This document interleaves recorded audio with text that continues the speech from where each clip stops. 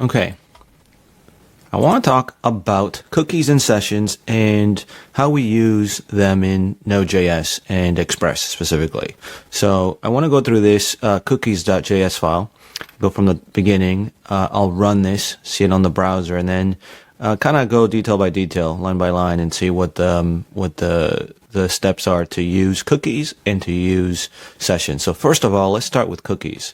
Well, we're going to start off setting up Express. And by the way, what do we need to do? We need to look at this JSON package JSON file, and we'll see that we have these dependencies, right? We have Express, we have body parser, cookie parser, Express handlebars, and Express session. So the first thing we need to do is go ahead and let me just put this as this. And at least we'll get rid of that little warning. And so what we want to do is go ahead and do npm install. And what we'll do here is we'll go here and say npm install. This is going to go ahead and install our packages. We'll see that we have node modules here, right? We'll have node modules, so that gets installed. And now we can go ahead and run this. And to run it, we're going to run this cookies.js. What we're going to do is we're going to say node cookies.js. That's going to run localhost 3000. But let's go back into our code and go through this. So what we do is we require Express. We know we have it ready in the node modules directory. We set up app to Express. By the way, if you use an older version of handlebars, this is the way to do it, what I have commented out here. However, this is an older one. An older version to use. I believe the newer versions, you'll have to use these over here, which are basically going to be, getting the engine from this object, right? Express handlebars. We're going to set, we're going to have handlebars like this. Notice how we don't have app engine handlebars here like this. We have, in the new versions, we have app engine handlebars engine. And engine, we have it defined here. So it's a little bit of a different. This is a break and change. So if you get an audit, note saying, "Hey, look, there's an audit fix. There's a vulnerability with your npm packages." Well, go ahead and run the audit, but just know that you're going to have a break and change until you go ahead and fix it to this. So, by the way, what does that look like? I do have an example here. So if I do the older one and I say, "Hey, look, this is an older version of handlebars," which is 3.0.0, right? If I go ahead and say npm install, npm install, sorry about that, sudo npm install in my case, we're going to see that we have this vulnerability. So if you get this and you do fix it, you're going to get an updated version, and the updated version, it's going to be something like this, which we have here. This is the one that I'm actually using. This is the one that I'm actually using for my project now, and that's going to look like 7.1.2, right? So it's going to be a big upgrade. So you have to do this. It's what I'm saying. Just remember, this is the new way. New way for new version of handlebars. You get the idea. Okay. So when we set that up, we're going to set up body parser. We're going to set up body parser again here with this extended flag and the body parser JSON, right? For signing cookies, we're going to have this credentials file that just brings in a password. We're going to be using cookie parser. That allows us to do rec.cookies, for example, something like this here, which is better than looking at the whole headers and just getting the cookie, right? And looking for the cookie. Well, we have that with this mechanism here. We can just grab that, which is going to be very useful. Express sessions, this is only going to be used for when we talk about sessions. But first of all, let's talk about the cookie, dealing with cookies, and we'll go from there. And again, this is for setting up the Express session. We're going to give the credentials, the same file, and some parameters here for resave and save uninitialized. But first of all, let's talk about unsigned cookies. Like if I wanted to add an unsigned cookie, I have to go to /add cookies, right? This is the route, which is this get action HTTP verb combined with this path, right? That's the combination that we need, and that gets us this route. We're going to be able to have a name and a value.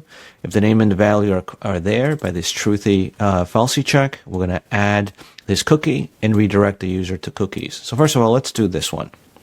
What happens if we go to add cookies? Well, if we go to add cookies,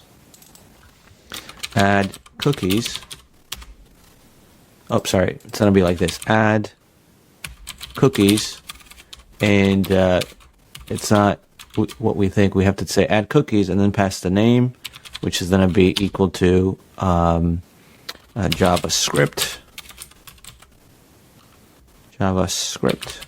and the value is going to be equal to ES6, whatever, just to pass in something. Hit enter. Look what happens here. We have JavaScript ES6.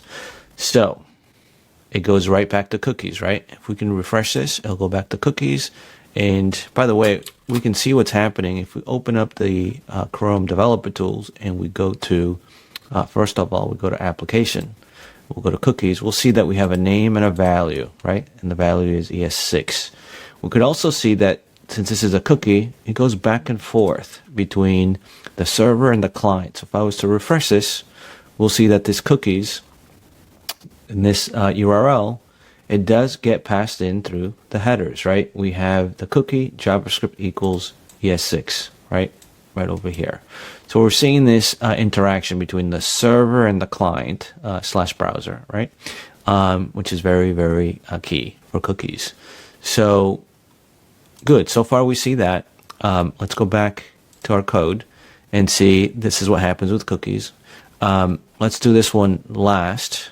Well, let's do it now. It doesn't matter. We'll go to add secure cookies and we'll do the same thing. Add secure cookies and we'll do the same thing. We'll say name will equal secure cookie and the value will equal secure value, something like that. And we see that that's what happens here. Secure cookie is the key, secure value is the value. And so if we go to applications and we go to cookies, we'll see that now we have the secure cookie. Look at the value. The value is hashed, right? It's secured. So we can display it here, but we see it that the browser is not having it as clear text. And if we go to network, we'll see that cookies is being passed in here as JavaScript ES6, and the secure cookie is being passed in securely, even though we're able to decrypt it and show it this way, right? So that's what happens with this code here when we said add a secure cookie. What's happening is we're getting the query name and the value. If that is available, go ahead and add that to the cookie, but we're passing in this object which says, hey, let's make it signed, right? That's a flag for signed equals true. And the max age is set for 24 hours because there's 60 seconds in every minute, and there's basically 24 hours in every minute.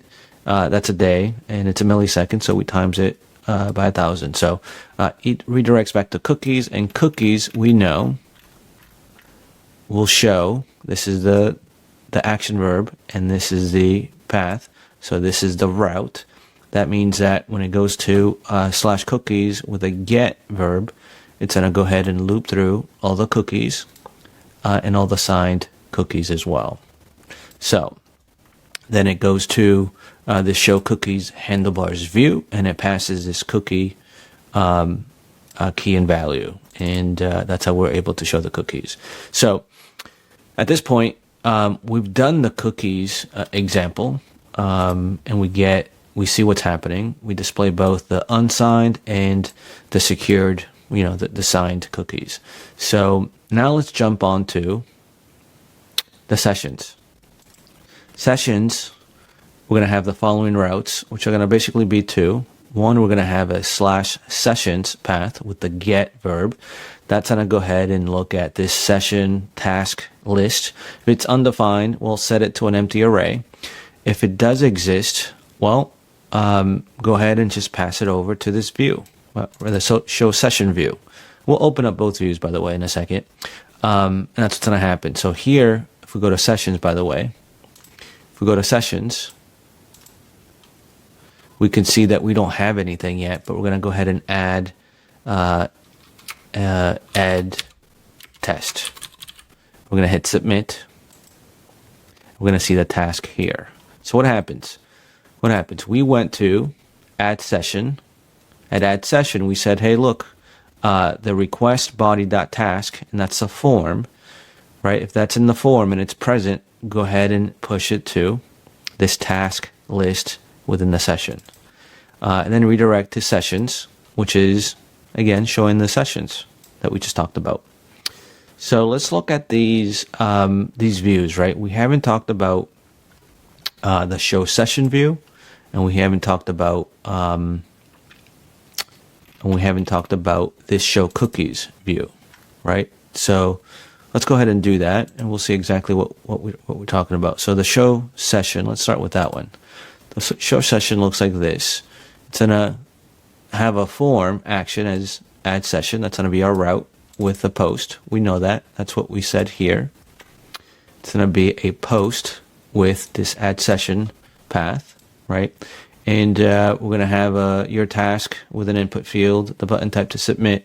And then we're going to loop through the data and just keep showing what the data is, what the session is, right? And that's what we get when we go ahead and do show session. It's going to loop through it and show that to us. It's going to do two things: initialize it if it's undefined, and show that, right? Show the task list of the session. The other piece that we haven't talked about is the show cookies. Show cookies looks like this, and all it is, it's for each cookie, go ahead and display the name and the value, right? And that's what we saw with show cookies, and that was basically what was being displayed here, right? The cookies. We're going to pass the cookies, this object, to the show cookies view in handlebars, and that's how we're able to get that. So I guess the last thing just to note is that notice that with sessions, right, we can get to the application and go look at the secure cookie in JavaScript. These are cookies. This is the session, and notice how the value is all hashed. It's encrypted, and that's what we have in sessions. We have this add test. So sessions use a cookie to do a session ID, but really this state is being handled by the server, right? So if we add another test, and we hit submit, notice that we still only have one SID, the session ID, right? That's how in the browser we can keep track of what is the ID of this session, and we can talk to the server, and the server can keep this state. So we only have one SID, but in the server we have multiple items in this task list, right, that we created. So it's not the same as cookies, that the more cookies we add, the more we'll have, right? The more of these items we'll have here. The session only keeps one cookie, which is for the session ID, and then we can add many things under the session that it basically is kept on the server side. So that is all about server cookies just cookies in Node.js in Express, as well as sessions. I hope this is helpful.